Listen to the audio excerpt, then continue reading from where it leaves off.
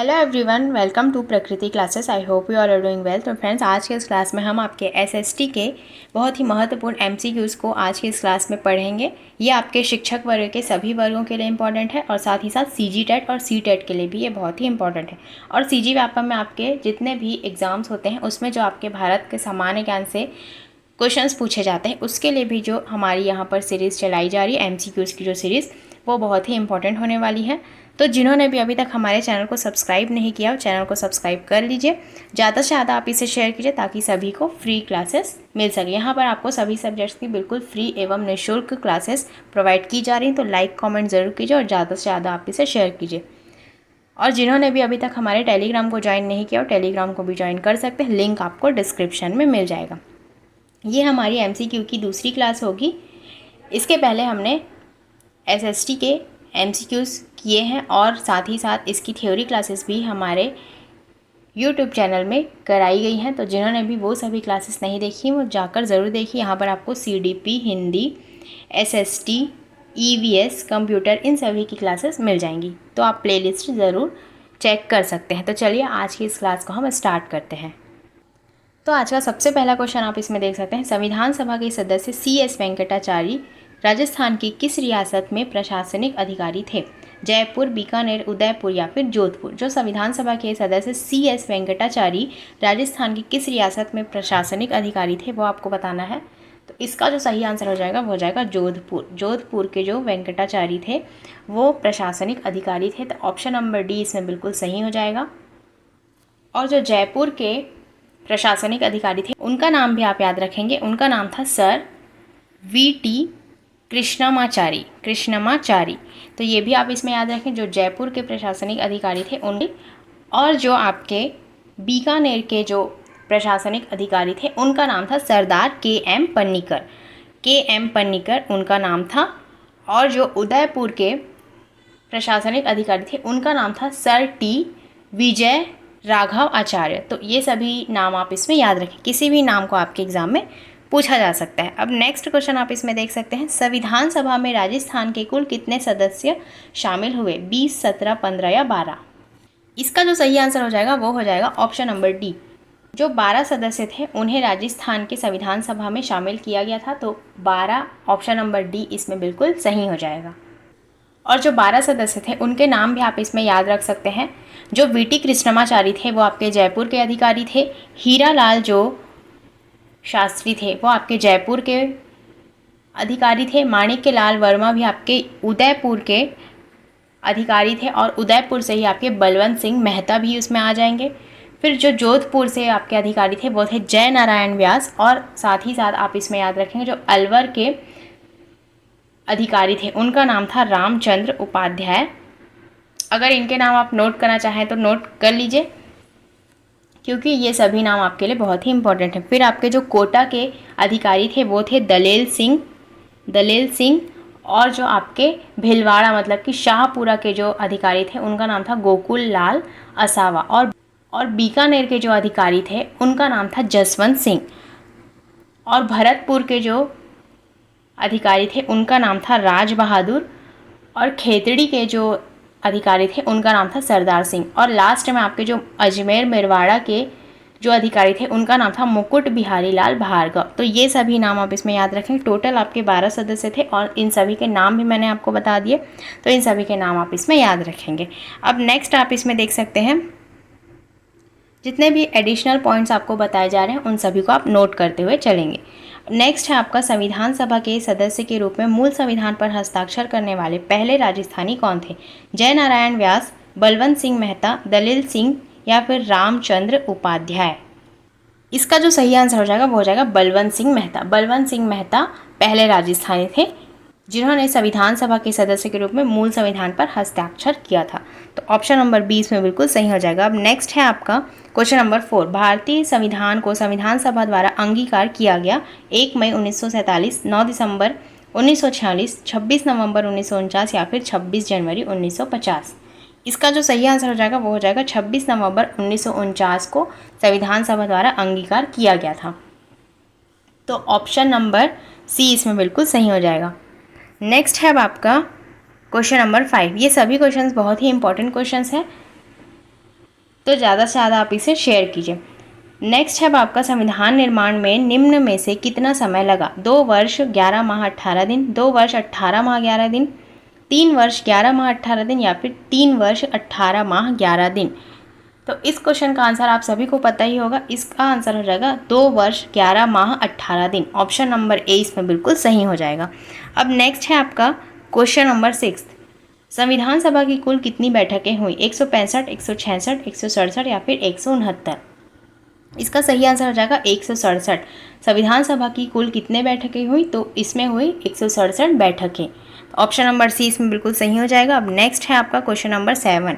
संविधान सभा की प्रथम बैठक 1 दिसंबर 1946 से संविधान को अंगीकृत करने 26 नवंबर 1949। तो ये भी आप इसमें डेट याद रखें। जो प्रथम बैठक हुई थी वो आपकी 1 दिसंबर 1946 को हुई थी और अंगीकृत करने की डेट जो थी 26 नवंबर 1949 थी। तक संविधान सभा के कितने सत्र आयोजित हुए? 9, 11, 14 या फिर 6? इसका जो सही आंसर हो जाएगा वो हो जाएगा 11। ऑप्शन नंबर बी इसमें बिल्कुल सही हो जाएगा। नेक्स्ट है अब आपका क्वेश्चन नंबर 8।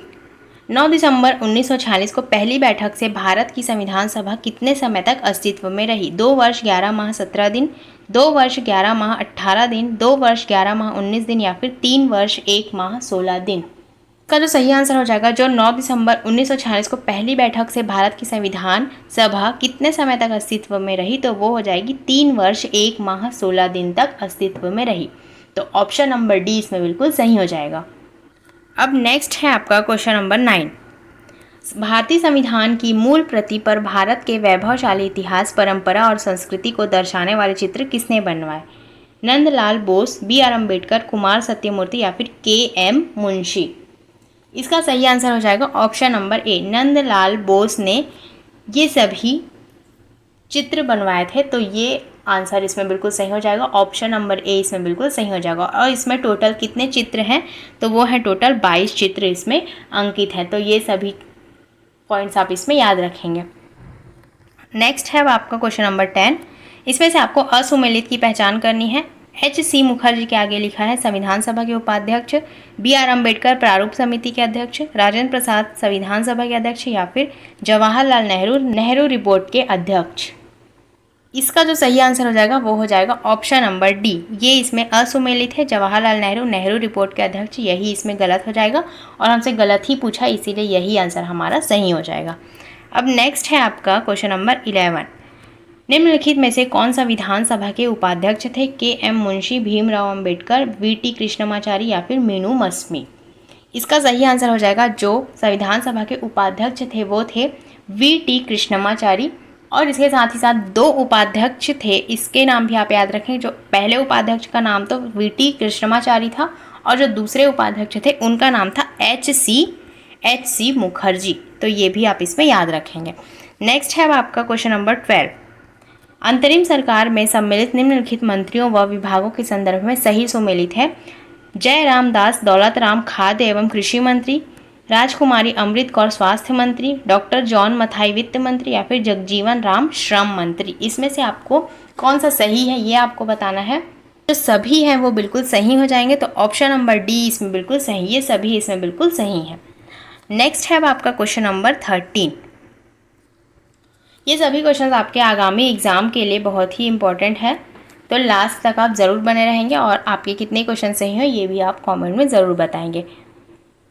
नेक्स्ट है आपका संविधान सभा कांग्रेस थी और कांग्रेस संविधान सभा, यह कथन कहने वाले हैं, मतलब कि ये कथन किसने कहा ये आपको बताना है। Morris Jones, Granville, Austin, Churchill या फिर M.R. जयकर? इसका सही आंसर हो जाएगा, जो ये कथन है वो कहा था ग्रेनविल ऑस्टिन ने। तो ये आंसर इसमें बिल्कुल सही हो जाएगा। अब नेक्स्ट है आपका क्वेश्चन नंबर 14। भारतीय संविधान को जीवंत संविधान का दर्जा दिए जाने का कारण है? अन्य संविधानों के श्रेष्ठ गुणों का समावेश होना, मूल अधिकारों व नीति निर्देशक तत्वों का समावेश होना, भारतीय परिस्थितियों के अनुसार वांछित परिवर्तन किए जाने का विकल्प या फिर इसका व्यक्ति के समान जीवंत रूप में होना? इसमें से आपको जो सही कारण है वो आपको बताना है। इसका जो सही कारण हो जाएगा वो हो जाएगा अन्य संविधानों के श्रेष्ठ गुणों का समावेश होना, ये इसमें बिल्कुल सही है। और इसमें आ जाएगा भारतीय परिस्थितियों के अनुसार वांछित परिवर्तन किए जाने का विकल्प, मतलब कि ऑप्शन नंबर बी पहला और तीसरा इसमें बिल्कुल सही हो जाएगा। नेक्स्ट है अब आपका क्वेश्चन नंबर 15। निम्नलिखित में से भारत के संविधान की विशेषता नहीं है वाले क्वेश्चन को आप बहुत ही ध्यान से पढ़ेंगे। ऑप्शंस इसमें दिए गए हैं लोकतांत्रिक गणतंत्र, अध्यक्षीय शासन व्यवस्था, सार्वभौम वयस्क मताधिकार या फिर कठोरता व लचीलेपन का मिश्रण। जो विशेषता नहीं है वो इसमें हो जाएगी अध्यक्षीय शासन व्यवस्था, इसमें सही हो जाएगा। जो इसकी विशेषताएं हैं ये इसमें लोकतांत्रिक गणतंत्र ये इसमें सही है, सार्वभौम वयस्क मताधिकार भी सही है, कठोरता व लचीलेपन का मिश्रण ये भी इसमें सही है। तो जो सही नहीं है वो अध्यक्षीय शासन व्यवस्था ही इसमें गलत हो जाएगा, इसीलिए यही ऑप्शन इसमें सही हो जाएगा। नेक्स्ट है आपका क्वेश्चन नंबर 16। संविधान के संदर्भ में सही संख्यात्मक मानों का चयन करें। 398 अनुच्छेद 22 भाग 11 अनुसूचियाँ 4 परिशिष्ट, 395 अनुच्छेद 22 भाग 12 अनुसूचियाँ 5 परिशिष्ट, 395 अनुच्छेद 20 भाग 11 अनुसूचियाँ 4 परिशिष्ट या फिर 398 अनुच्छेद 20 भाग 12 अनुसूचियाँ या फिर 5 परिशिष्ट। इसमें से आपको सही आंसर को बताना है, तो इसका जो सही आंसर हो जाएगा वो हो जाएगा ऑप्शन नंबर बी 395 अनुच्छेद और 22 भाग 12 अनुसूचियाँ और 5 परिशिष्ट हैं, तो ये इसमें बिल्कुल सही हो जाएगा। तो ऑप्शन नंबर बी ही इसमें बिल्कुल सही हो जाएगा। नेक्स्ट है आपका क्वेश्चन नंबर 17। निम्न में से किन देशों का संविधान लिखित और निर्मित प्रकार का है? संयुक्त राज्य अमेरिका, इंग्लैंड या फिर भारत। जो लिखित और निर्मित प्रकार का जो संविधान है वो आपका हो जाएगा संयुक्त राज्य अमेरिका और भारत, मतलब कि ऑप्शन नंबर डी इसमें बिल्कुल सही है। इंग्लैंड इसमें नहीं आएगा, तो संयुक्त राज्य अमेरिका और भारत इसमें लिखित और निर्मित प्रकार का संविधान है, तो ऑप्शन नंबर डी हमारा इसमें सही हो जाएगा। जो लिखित व निर्मित संविधान के अंदर आएगा वो आपका है भारत और अमेरिका, और जो अलिखित और विकसित जो संविधान का प्रकार है वो आपका हो जाएगा इंग्लैंड। तो ये भी आप इसमें याद रखेंगे इंग्लैंड के बारे में। नेक्स्ट है अब आपका क्वेश्चन नंबर 18। निम्न में से संसदीय शासन व्यवस्था की विशेषता नहीं है ये आपको बताना है। राष्ट्रपति का संवैधानिक प्रमुख की भूमिका में होना, कार्यपालिका व व्यवस्थापिका में अलगाव होना, वास्तविक शक्तियां मंत्रिमंडल में निहित होना या फिर प्रधानमंत्री का मंत्रिमंडल का नेतृत्व करता होना। इसका सही आंसर हो जाएगा ऑप्शन नंबर बी कार्यपालिका व व्यवस्थापिका में अलगाव होना, ये संसदीय शासन व्यवस्था की विशेषता नहीं है, तो ये आंसर इसमें बिल्कुल सही हो जाएगा। जो संसदीय शासन व्यवस्था में कार्यपालिका और व्यवस्थापिका से ही निकलती है और व्यवस्थापिका के जो प्रति सामूहिक रूप से उत्तरदायित्व होती है, इसीलिए इसका अलगाव होना यही इसमें गलत हो जाएगा। क्योंकि हमसे नेगेटिव पूछा है इसीलिए ये ऑप्शन इसमें सही हो जाएगा। इसलिए दोनों में जो अलगाव ना होकर सहयोग होता है, इसमें अगर सहयोग लिखा होता तो ये आंसर हमारा इसमें सही होता।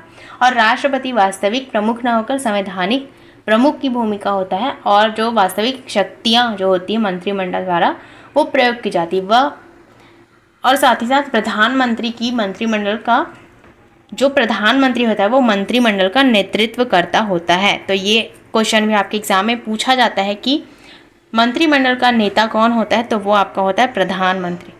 तो ये भी आप इसमें याद रखें, जो नेता होता है वो प्रधानमंत्री होता है। अब नेक्स्ट आप इसमें देख सकते हैं क्वेश्चन नंबर 19।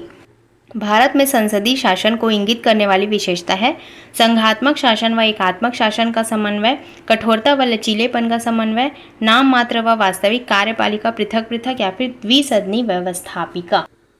इसका जो सही आंसर हो जाएगा तो इसमें ऑप्शन नंबर सी इसमें बिल्कुल सही हो जाएगा। नाम मात्र व वास्तविक कार्यपालिका पृथक पृथक होती है, तो ऑप्शन नंबर सी इसमें बिल्कुल सही हो जाएगा। अब नेक्स्ट है आपका क्वेश्चन नंबर 20। व्यवस्थापिका और कार्यपालिका के आपसी संबंधों के आधार पर शासन व्यवस्था कितने प्रकार की हो सकती है? 1, 2, 3 या 3 से अधिक। इसका सही आंसर हो जाएगा ऑप्शन नंबर बी 2 प्रकार की हो सकती है। जो व्यवस्थापिका और कार्यपालिका के आपसी संबंधों के आधार पर शासन व्यवस्था होती है वो टोटल 2 प्रकार की होती है, तो ऑप्शन नंबर बी इसमें बिल्कुल सही हो जाएगा। और जो 2 प्रकार की जो शासन व्यवस्था होती है उसके नाम भी आप याद रखें। पहला होता है आपका संसदात्मक और दूसरा आपका होता है अध्यक्षात्मक, तो ये भी आप इसमें याद रखेंगे। और जो संसदात्मक होते हैं उसके अंतर्गत आपके आते हैं कार्यपालिका और व्यवस्थापिका जो सहयोगपूर्ण संबंध होते हैं, और उसमें आपके जो वास्तविक जो प्रमुख होते हैं वो आपके प्रधानमंत्री होते हैं, जैसे कि आपका हो गया भारत। और जो अध्यक्षात्मक के अंतर्गत आपके आ जाएंगे, जैसे कि अमेरिका इसके अंतर्गत, जिसमें वास्तविक जो प्रधान होते हैं वो आपके होते हैं राष्ट्रपति, और इसमें कार्यपालिका और व्यवस्थापिका में अलगाव होता है। तो ये डिफरेंस आप इसमें याद रखेंगे। नेक्स्ट है आपका नीति निर्देशक तत्वों का वर्णन संविधान के किस भाग में है? भाग 3, भाग 4, भाग 4 का या फिर भाग 5?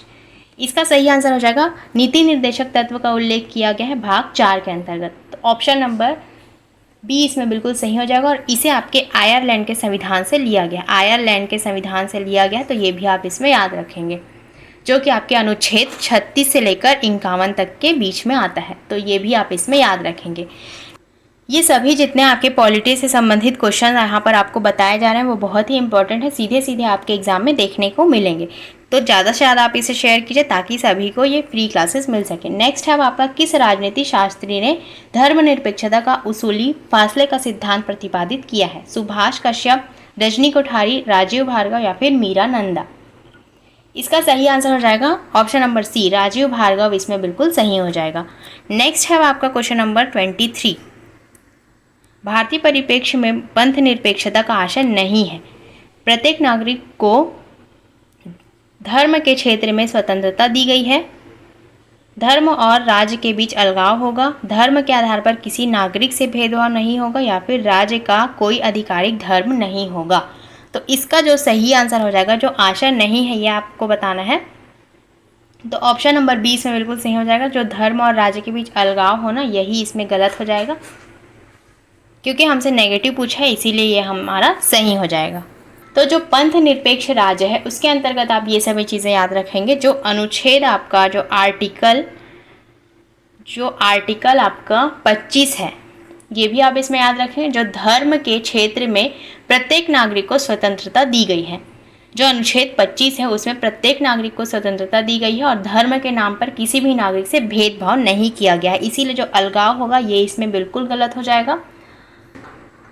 तो ऑप्शन नंबर बी ही इसमें बिल्कुल सही हो जाएगा, और जो आर्टिकल आपको बताए जा रहे हैं वो भी आप इसमें याद रखें। अब नेक्स्ट है आपका किस देश द्वारा भारतीय संविधान को अपने देश का संविधान बनाने हेतु प्रतिमान के रूप में प्रयोग किया गया है? नेपाल, भूटान, अफगानिस्तान या दक्षिणी अफ्रीका? इसका जो सही आंसर हो जाएगा वो आपका दक्षिणी अफ्रीका ही हो जाएगा। जो दक्षिणी अफ्रीका द्वारा भारतीय संविधान को अपने देश का संविधान बनाने हेतु प्रतिमान के रूप में इसे प्रयोग किया गया है। तो ये आंसर इसमें बिल्कुल सही हो जाएगा, और ये एक विलक्षण दस्तावेज है, तो इसे भी आप इसमें याद रखेंगे। अब नेक्स्ट क्वेश्चन आप इसमें देख सकते हैं, क्वेश्चन नंबर 25।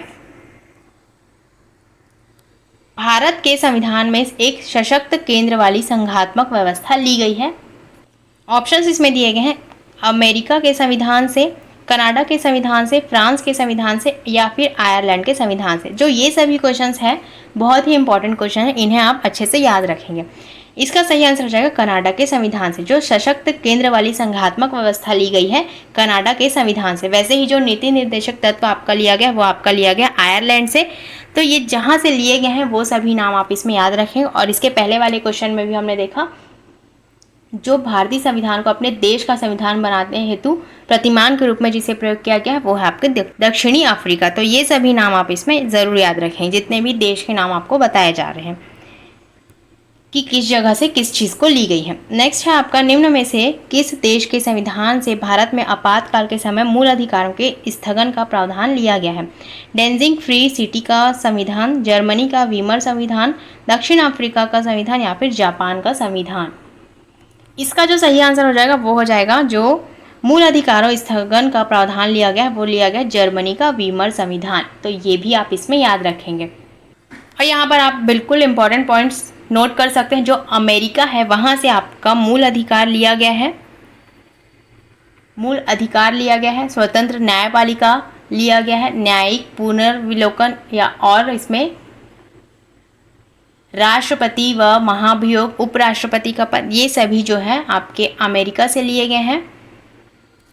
और साथ ही साथ आपके जो ब्रिटेन है, ब्रिटेन से आपके संसदीय शासन व्यवस्था ये सभी चीज़ें ली गई है। कनाडा से आपके राज्यपाल की नियुक्ति, संघीय व्यवस्था, आयरलैंड से आपके नीति निर्देशक तत्व, और ऑस्ट्रेलिया से आपके संयुक्त बैठक, समवर्ती सूची, दक्षिणी अफ्रीका से आपके संविधान संशोधन की प्रक्रिया, जर्मनी से आपके आपातकालीन उपबंध और जापान से आपकी विधि द्वारा स्थापित प्रक्रिया और फ्रांस से आपके गणतंत्रात्मक व्यवस्था और सोवियत संघ से आपके मूल कर्तव्य। तो इतने नाम आप इसमें याद रखेंगे। तो जितने भी मैंने एडिशनल पॉइंट्स बताए हैं इन सभी को आप नोट करके याद रखेंगे। तो ये इनसे भी आपके एग्जाम में क्वेश्चन पूछे जाते हैं। नेक्स्ट है अब आपका संविधान। भारतीय संविधान में केंद्र को मजबूती देने वाले प्रावधान हैं।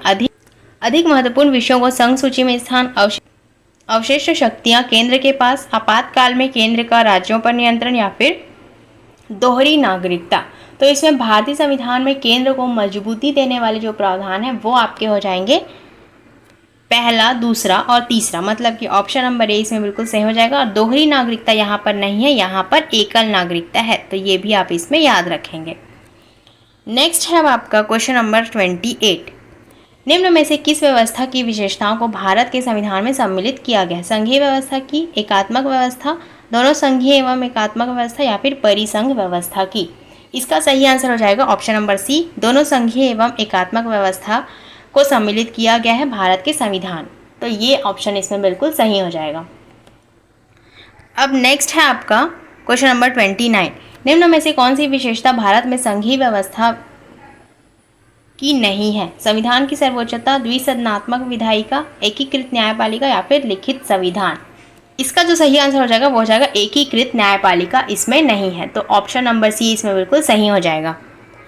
आज का अब हमारा लास्ट क्वेश्चन आप इसमें देख सकते हैं, क्वेश्चन नंबर 30। निम्न में से कौन सा कथन असत्य है? संविधान संशोधन की विधि अनुच्छेद 368 में दी गई है। संविधान में कठोरता व समावेश ब्रिटिश संविधान व लचीलेपन का समावेश अमेरिकी संविधान से लिया गया है। भारतीय संविधान में संशोधन की 3 विधियां या फिर राज्य के पुनर्गठन हेतु संविधान संशोधन विधेयक को सामान्य बहुमत से पास कराया जाता है। तो इसमें जो असत्य हो जाएगा वो आपका हो जाएगा ऑप्शन नंबर बी, संविधान में कठोरता का समावेश ब्रिटिश संविधान व लचीलेपन का समावेश अमेरिकी संविधान से लिया गया है।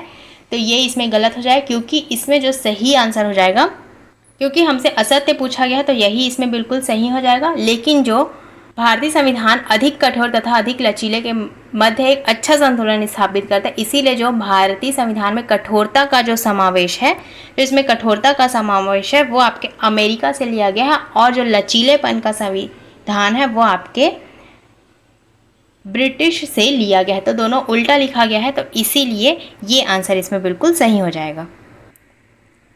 तो दोस्तों आज की इस क्लास में हमने एसएसटी के बहुत ही महत्वपूर्ण 30 क्वेश्चंस को आज की इस क्लास में पढ़ा। तो ज़्यादा से ज़्यादा आप इसे शेयर कीजिए ताकि सभी को ये फ्री क्लासेस का लाभ मिल सके, और लाइक कमेंट ज़रूर कीजिए। जिन्होंने भी चैनल को सब्सक्राइब नहीं किया, चैनल को सब्सक्राइब कर लीजिए, और टेलीग्राम को भी आप ज्वाइन कर सकते हैं, लिंक आपको डिस्क्रिप्शन में मिल जाएगा। तो चलिए मिलते हैं ऐसे ही नेक्स्ट क्लास में, तब तक के लिए thank you and take care.